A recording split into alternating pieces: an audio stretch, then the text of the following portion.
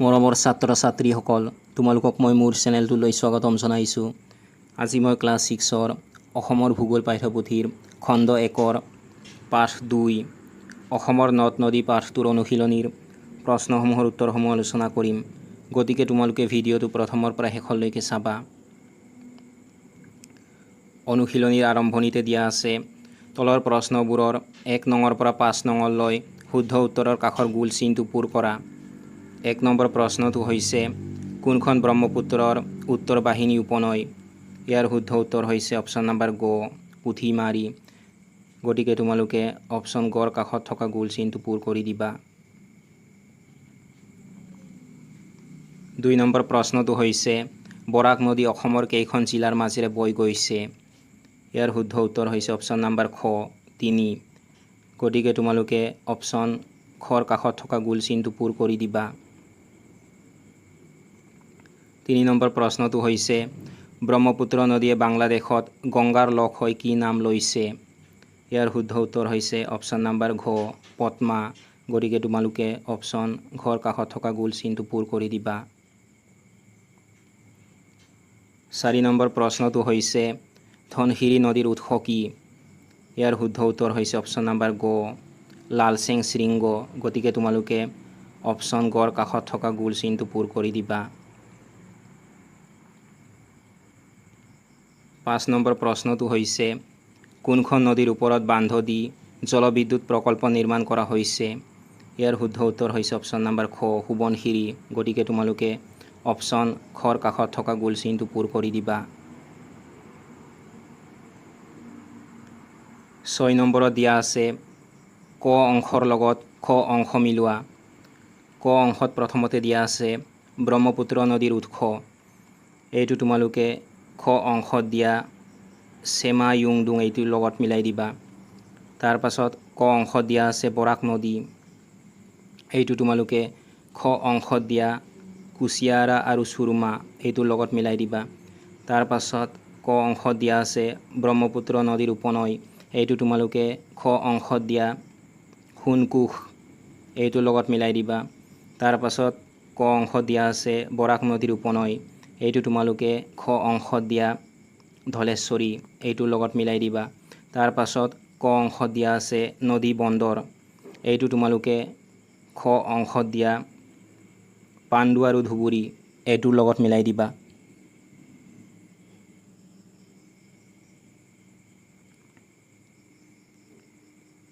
7 নম্বৰত দিয়া আছে শব্দ শৃংখল। মই তোমালোকক ইতিমধ্যে এই শব্দ শৃংখলটো সম্পূৰ্ণ কৰি দিছোঁ। থিয়কৈ ক নম্বৰত তোমালোকে লিখিব লাগিব ব্ৰহ্মপুত্ৰৰ পাৰৰ এখন আৱাস ভূমি। এইফালে ক নম্বৰত তোমালোকে লিখিবা কাজিৰঙা।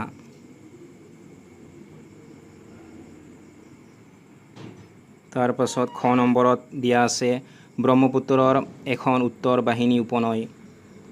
এইটো তোমালোকে খ নম্বৰত লিখিব লাগিব, তোমালোকে লিখিবা মানাহ। তাৰ পাছত পথালিকৈ লিখিব লাগিব গ নম্বৰত দিয়া আছে ভাৰত বাংলাদেশ সীমান্তত বিভক্ত বৰাক নদীৰ এটা ভাগ।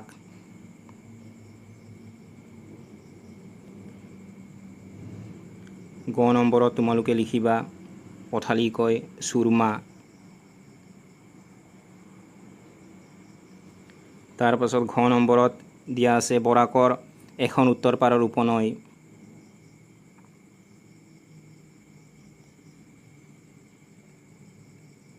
এইফালে তোমালোকে ঘ নম্বৰত লিখিবা পথালিকৈ জিৰি।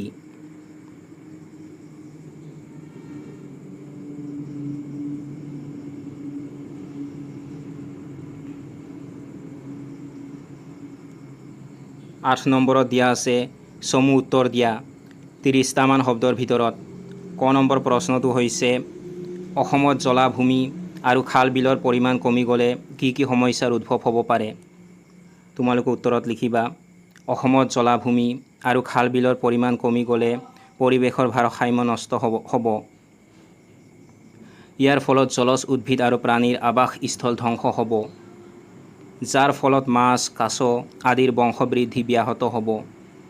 লগতে ভূগৰ্ভস্থ পানীৰ স্তৰ কমি যোৱাৰ লগতে বানপানীৰ প্ৰকোপ বৃদ্ধি পোৱাৰ সম্ভাৱনা থাকে।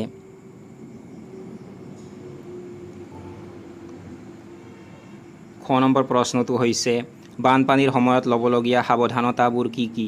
তোমালোক উত্তৰত লিখিবা।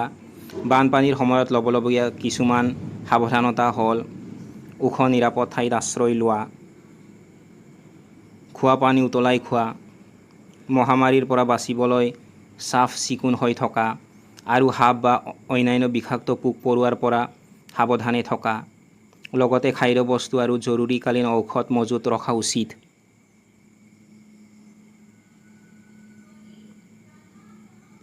ন নম্বৰ প্ৰশ্নটো হৈছে তোমাৰ জিলাখনত থকা নৈ উপনৈবোৰ দেখুৱাই জিলাখনৰ মানচিত্ৰ অংকন কৰা। তোমালোকে তোমাৰ জিলাখনত থকা নৈ উপনৈবোৰ দেখুৱাই তোমাৰ জিলাখনৰ মানচিত্ৰ অংকন কৰিবলৈ চেষ্টা কৰিবা। উদাহৰণস্বৰূপে মই তোমালোকক ইয়াত মৰিগাঁও জিলাৰ নৈ উপনৈবোৰ দেখুৱাই মৰিগাঁও জিলাৰ এখন মানচিত্ৰ দি দিছোঁ। উদাহৰণস্বৰূপে তোমালোকে এইখন চাব পাৰা।